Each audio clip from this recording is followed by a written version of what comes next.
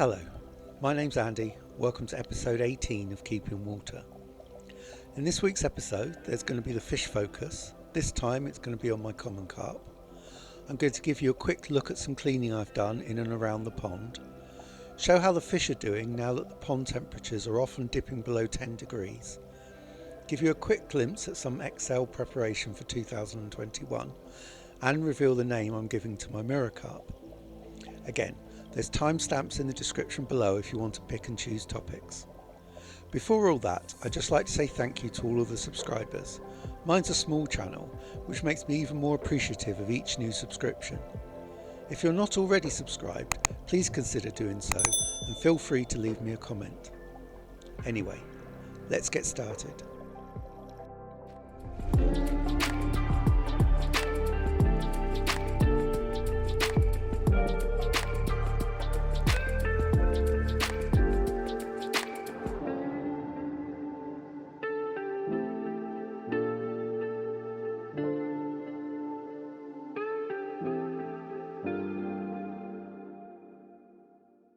Last week I asked for ideas for naming the mirror carp and received a great suggestion from the koi addiction, which I immediately knew was going to be the one.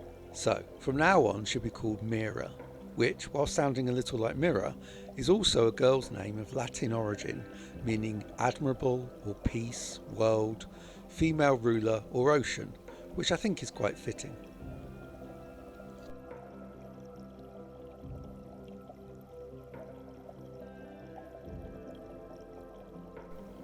This is my common carp.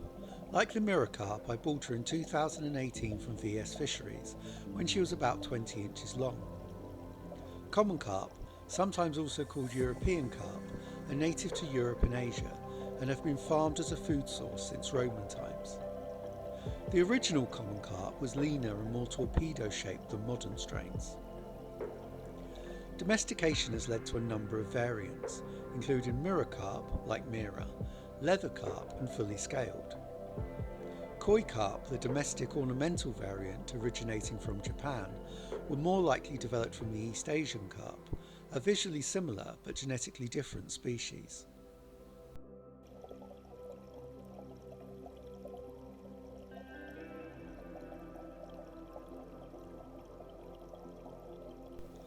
My common carp is the more nervous of the two carp I have. She appears to have a lower appetite than the more greedy mirror carp and tends to follow the other fish around, sticking quite close.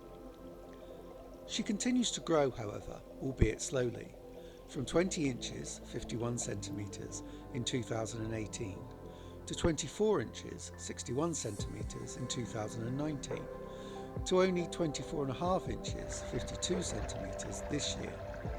She's been overtaken by a pond mate, but looks healthy and anything but skinny.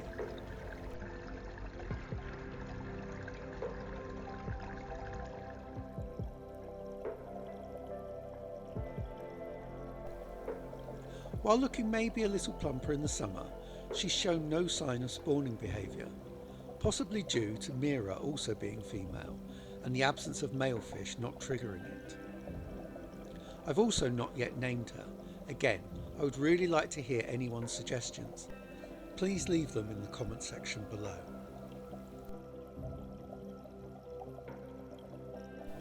Underwater Watch is a new section that I'll be doing each month through winter to show how the fish are during the colder months. Although still a little active, there are some changes to the way they're swimming and shoaling. The rudd here are noticeably shoaling closer together and swimming within a smaller area of the pond. Although they obviously shoal together during the summer as well, they also spend a lot of time separated or in smaller groups and swim further apart.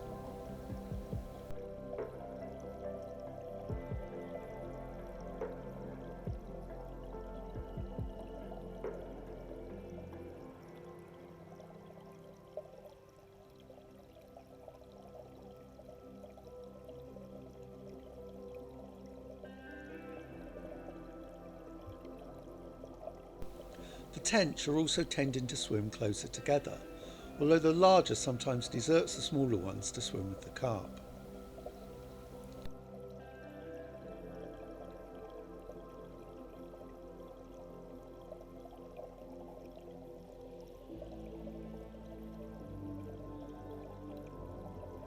The tench and carp also spend most of their time in the deeper section, close to the bottom, swimming much more slowly, although still half-heartedly exploring the bottom for food.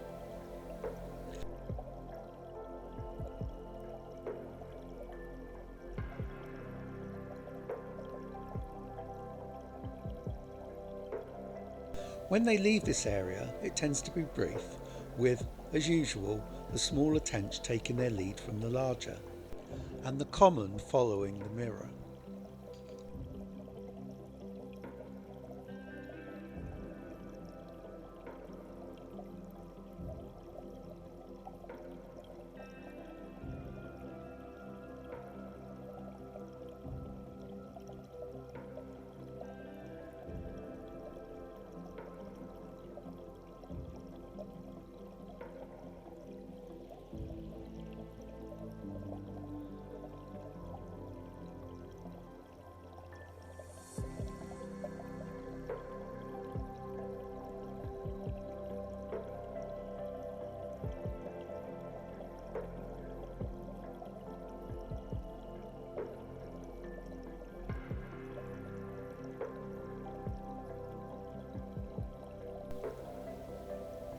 When the larger fish leave, the rudd then congregate there, although leaving quickly when they return.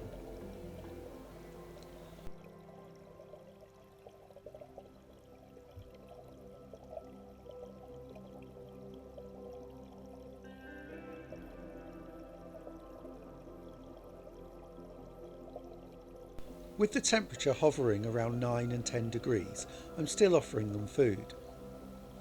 The rudd show interest but don't actually feed. Unsurprisingly, Mira is first to the food, followed by the male tench and common carp, who, while interested, true to form doesn't feed straight away.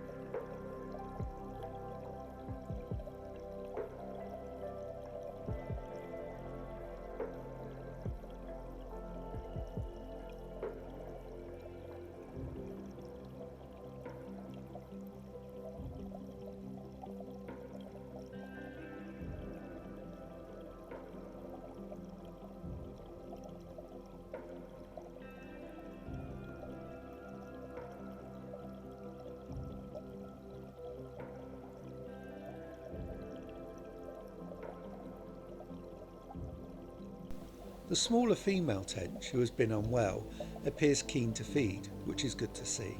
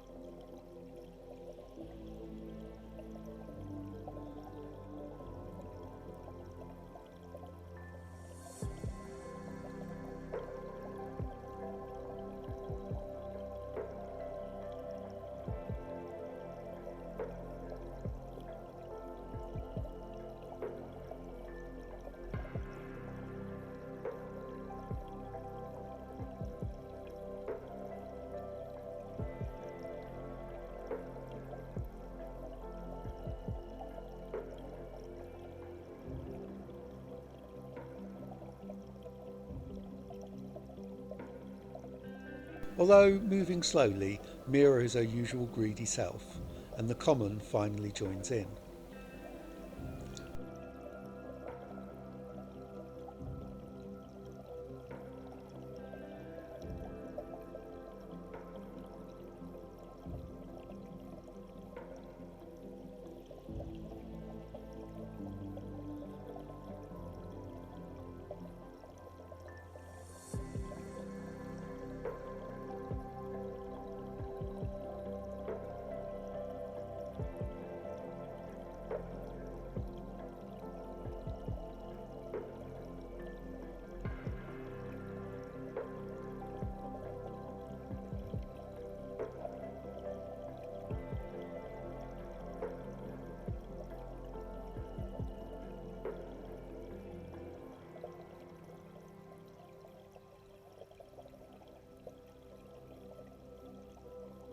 So, the fish are still doing well as we enter winter, clearly moving more slowly and swimming more closely together, but feeding well.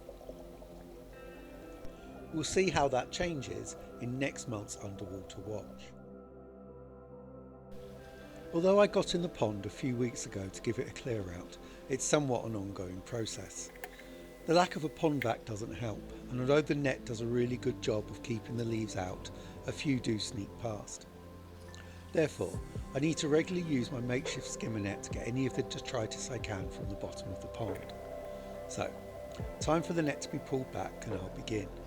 I realise this isn't the most exciting process, so I'll be speeding things up as I go. First, a quick pause to check on the fish. One of the drawbacks of the net is that you miss out on seeing them, especially at this time of year when the water's quite clear. The process is to basically gently scoop along the bottom of the pond, collecting any detritus and removing it from the pond to a bucket. I work my way across the pond, occasionally returning to any spots in need of more attention.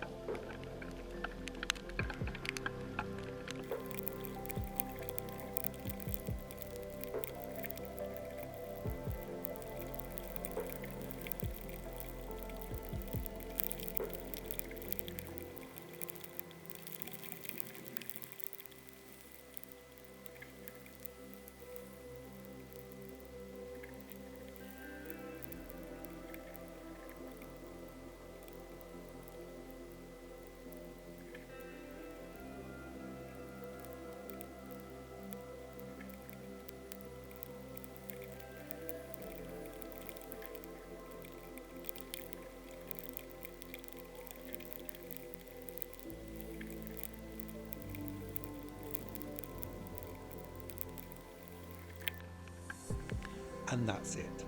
The skimmer net can't get everything, but it will do for now. I just need to put the net back on and I'm done.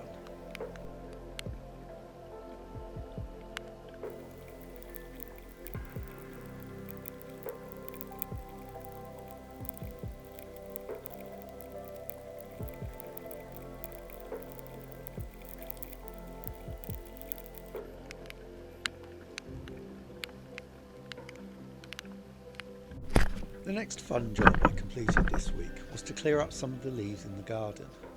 This is not the last time I'll be doing this, and I'm not aiming to get every leaf, yet, but just having a little clear up to reduce the amount of leaves that start to mulch down into the pebbles and on the patio. Again, not the most thrilling job, so I'll be speeding things up in places. As a heads up, if I'm sat down through some of this, it's not because I'm lazy and taking a break, it's due to a dodgy back not enjoying all the bending.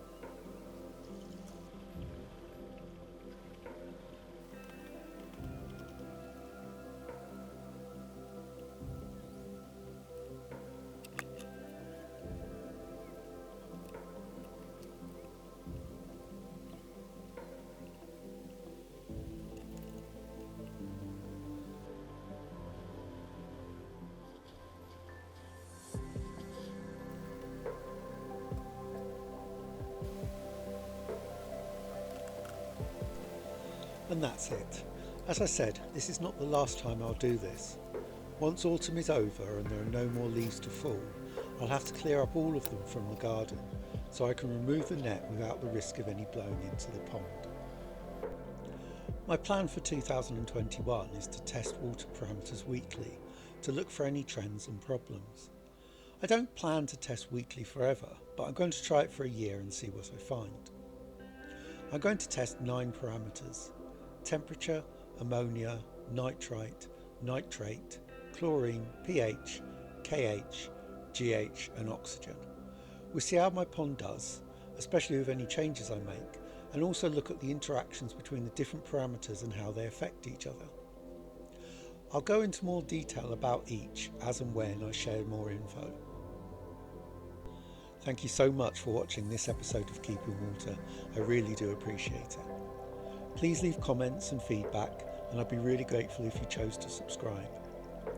In next week's episode, there'll be the next fish focus, this time looking at the largest tench. I'm also going to be looking at Christmas present ideas for a pond keeping YouTuber, and there'll be, as always, the weekly update. Thanks again for watching, and I'll see you next time.